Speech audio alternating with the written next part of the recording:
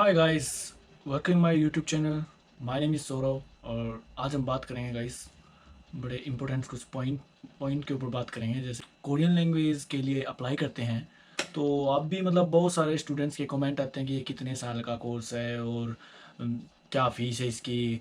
लेकिन मैं इस वीडियो में आप सभी को क्लियर कर देना चाहता हूँ गाइस, फ़ीस कितनी है, कितने दिन तक आप ये कोर्स कर सकते हैं। मैं बिल्कुल ब्रीफ में बनाऊँगा ये वीडियो, छोटी सी मेन पॉइंट्स पे बात करूँगा गाइस। जो भी भाई और बहन कोरियन लैंग्वेज में अगर एडमिशन लेना चाहते हैं, कोरियन लैंग्वेज कोर्स, तो वो इस वीडियो को जरूर देखें गाइस। तो चलिए गाइस स्टार्ट करते हैं। जो पहला पॉइंट आता है वो आता है कि इसके लिए कोई एज लिमिट है या नहीं। तो इसमें एज की वैसे लिमिट नहीं है, क्योंकि कोई भी लैंग्वेज आप किसी भी एज में सीख सकते हैं। इस पर कोई वो नहीं है कि आप मास्टर डिग्री कर रहे हो या कोई अंडर ग्रेजुएशन कर रहे हो, उसमें ये नहीं है कि आप कोई उपलब्धि प्राप्त कर रहे हो। नहीं, आप जस्ट एक ऐसे जैसे हम इंग्लिश सीखते हैं ऐसे ही हम कोई भी लैंग्वेज, यार हम फ्रीडम हमारे पास, कभी भी कोई भी लैंग्वेज सीख सकते हैं हम। आप या यूट्यूब से सीखो या फिर आप ऐसे किसी उसी कंट्री में जाके सीखो, तो वो आपके ऊपर डिपेंड्स है गाइस। लेकिन अब क्या होता है इसमें, जब जैसे आपकी एज ज़्यादा होती है तो यहाँ के जो वो होते हैं, जो यूनिवर्सिटीज़ होती हैं, वो क्या सोचती हैं कि इसकी इतनी ज़्यादा एज हो गई है तो ये क्या करेगा अभी कोरियन सीखने के बाद, या तो यूनिवर्सिटी में जाएगा या क्या करेगा। यूनिवर्सिटीज़ का टाइम बीत गया है तो फिर अभी ये करेगा क्या। तो आपके पास एक सॉलिड रीज़न होना चाहिए कि मैं कोरियन क्यों सीखना चाहता हूँ। ओके गाइस, तो ये हो गया एज का पंगा। अब बात करेंगे हम इसका एडमिशन कब होता है। देखो, कोरियन लैंग्वेज का जो सेमेस्टर्स होते हैं वो हर यूनिवर्सिटी पे डिपेंड होते हैं कि वो कितने दिन का सेमेस्टर उन्हें बना रखा, बदलते रहते हैं। लेकिन ज़्यादातर 100 घंटे का कोर्स होता है एक सेमेस्टर में, मतलब दिन में 4 घंटे। ऐसे ही 2-3 महीने का कोर्स चलता है। और जैसे अब चल रहा है तो अब नेक्स्ट सेमेस्टर के एडमिशन चल रहे होंगे। जैसे अभी अक्टूबर चल रहा है तो आप अक्टूबर में अगर आप अप्लाई करेंगे तो दिसंबर में आपको एडमिशन मिलेगा। तो इस तरह से आप पूरे एक साल में कभी भी आप इसको अप्लाई कर सकते हैं। लेकिन कुछ डेट होती है, जैसे महीने मंथली कुछ डेट होती है, जैसे कि जनवरी, अभी अक्टूबर में अप्लाई करेंगे तो अक्टूबर की वही 10 तारीख से अक्टूबर नवंबर की 10 तारीख तक अभी आप अप्लाई कर सकते हैं। तो वो ये सब आप डेटा आप इंटरनेट से ले सकते हो गाइस, देख सकते हो। जिस यूनिवर्सिटी में आपको एडमिशन लेना है उस यूनिवर्सिटी की वेबसाइट पे सब कुछ आपको उपलब्ध मिलेगा गाइस। तो बस आपको जाना है यूनिवर्सिटी की वेबसाइट पे और देखना है।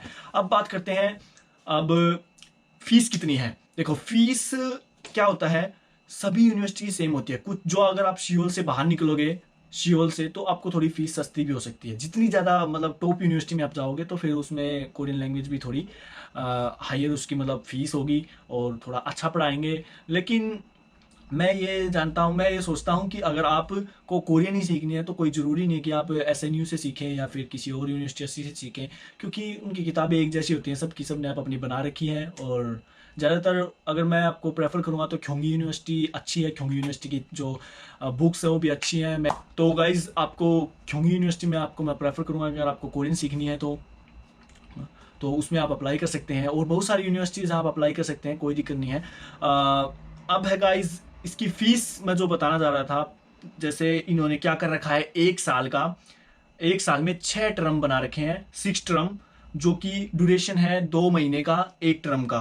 तो इसमें 12 मंथ्स आ जाते हैं, क्योंकि 6 टर्म्स हो गए, 6 दूनी 12, तो 12 मंथ्स हो गए। तो ये एक साल का पूरा वो है। तो 2 टर्म्स की जो ये फीस ले रहे हैं, 2 मंथ्स की जो फीस ले रहे हैं, ये ले रहे हैं 2 मंथ्स की 10 लाख वॉन। जैसे आप स्टार्टिंग में वीजा अप्लाई करोगे तो आप ये नहीं है कि आप एक ही टर्म को अप्लाई करेंगे, 2 महीने के लिए अप्लाई करेंगे, नहीं, आपको एक साल का अप्लाई करना पड़ेगा। कहने का मतलब आपको ये 6 टर्म्स अप्लाई करने पड़ेंगे। और इनकी जो फीस है 60 लाख कोरियन वॉन, इंडिया के 42 ऐसे ही 4 लाख के अराउंड हो गए। जब मैं यहाँ पे आया था जब ये फीस थी 3 लाख एक साल की, लेकिन अब 1 लाख बढ़ गई है 4 साल के अंदर। तो बढ़ती रहती है जैसे जैसे टाइम बदलता है। तो गाइज इसमें फिर एक क्या होता है, आपकी रजिस्ट्रेशन फीस होती है 1 लाख कोरियन वोन, 6-7 हज़ार रुपए के आसपास आपका रजिस्ट्रेशन फीस होगी। वो आपकी फीस से अलग होगी, रिफंड नहीं होगी गाइज। वो जो रजिस्ट्रेशन फीस है वो आपको रिफंड नहीं होगी, आपकी फीस रिफंड होगी अगर आपको वीज़ा नहीं मिलता है। तो ये बात आप ध्यान रखना। उसके बाद हम बात करते हैं आपकी स्कॉलरशिप्स का। तो कोरियन लैंग्वेज में आपको स्कॉलरशिप नहीं मिलती स्टार्टिंग। अगर आप ये सोच रहे हैं कि इंडिया से कोरियन लैंग्वेज के लिए स्कॉलरशिप मिले, नहीं, ऐसी कोई स्कॉलरशिप नहीं है। ये एक लैंग्वेज सिखाने का वो है, जैसे हमारे वहाँ पे इंस्टीट्यूट होते हैं इंग्लिश सिखाने का, ऐसे ही यहाँ पे होते हैं। लेकिन अलग से कोई नहीं बनाता, यूनिवर्सिटीज़ में ही इनको एक तरह से हर यूनिवर्सिटी का अपना एक इंस्टीट्यूट होता है, यूनिवर्सिटी के अंदर ही, उसी के अंदर आप कोरियन सीखते हैं। जैसे आपने वहाँ पे इंग्लिश में किसी ने भी अपना इंस्टीट्यूट खोला और कोई भी इंग्लिश सिखाने चल पड़ा, ऐसा नहीं है। यहाँ पे कोरियन यूनिवर्सिटी में ही सिखाई जाती है, उनका एक अलग इंटरनेशनल डिपार्टमेंट होता है। तो ये डिफरेंस है यहाँ पे। जो अगर आप क्लास में फर्स्ट रैंक, सेकंड रैंक या थर्ड रैंक पे आते हो तो उसकी कुछ स्कॉलरशिप है। जैसे इंडिया का फर्स्ट रैंक को दे दिया इन्होंने 7,000 या 10,000 रुपये, इस तरह से आपको कुछ स्कॉलरशिप मिल सकती है। उसके बाद हम बात करते हैं डॉर्मेट्री फीस की, कि स्टार्टिंग में डॉर्मेट्री फीस क्या होती है। जो डॉर्मेट्री फीस है वो है गाइज 3 मंथ्स, 6 मंथ्स और 1 साल की। तो जो 3 मंथ्स की जो फीस है गाइज वो है यहाँ पे इन्होंने दे रखा है 42,000 रुपये 6 मंथ्स के, जिसमें आपको खाना प्रोवाइड नहीं है, खाना इंक्लूड नहीं है इसमें 3 मंथ्स में। 3 मंथ्स में गाइज, 3 मंथ्स की बात कर रहा हूँ मैं। 6 से 42, तो 42,000 रुपये 3 मंथ्स के, और 6 मंथ्स के हैं 70,000 रुपये के आसपास, 60 से 70,000 रुपये के आसपास। और 1 साल के हैं गाइज, ज़्यादा हो गए तो 3 से 21, तो ऐसे ही 1,90,000 या 2 लाख के आसपास आपकी अराउंड मतलब आपका डॉर्मेट्री फीस रहेगा। तो आपको जरूरी नहीं है कि आप एक ही साल डॉर्मेट्री का अप्लाई करें, आप 3 मंथ्स का अप्लाई कर सकते हैं स्टार्टिंग में अप्लाई वीजा अप्लाई करते वक्त। तो ये बात आपको ध्यान रखनी है, जरूरी नहीं है कि आपको एक ही साल का आप डॉर्मेट्री अप्लाई करें। 6 मंथ्स का अप्लाई कर सकते हैं, 6 महीने का या 3 महीने का अप्लाई कर सकते हैं। उसके बाद फिर आप अगर बाहर रहना चाहें तो आप बाहर आ सकते हैं। ओके गाइस, अब बात करते हैं हम खाने की। अब खाना क्या होता है, जो डॉर्मेट्री का एक अलग से रेस्टोरेंट होता है डॉर्मेट्री का अलग से, उसमें आपको खाना मिलता है। वो आपको चूज करना होता है कि नंबर ऑफ मील्स होता है, जैसे मील्स की भी 1 बार खाना है या 2 बार खाना है दिन में, या 3 बार खाना है।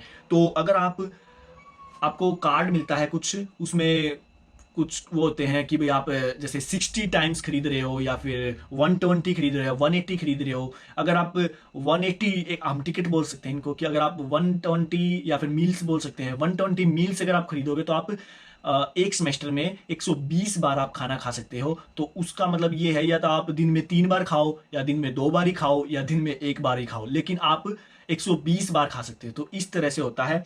तो जो मैं अगर आपको बता देता हूँ, जो एक मील्स का जो रेट है वो यहाँ पे ऐसे ही 4,000 कोरियन वोन होता है। तो 4,000 कोरियन वोन ऐसा ही हो जाता है, 4,24,28, ऐसा ही 250 से 300 रुपये के बीच में।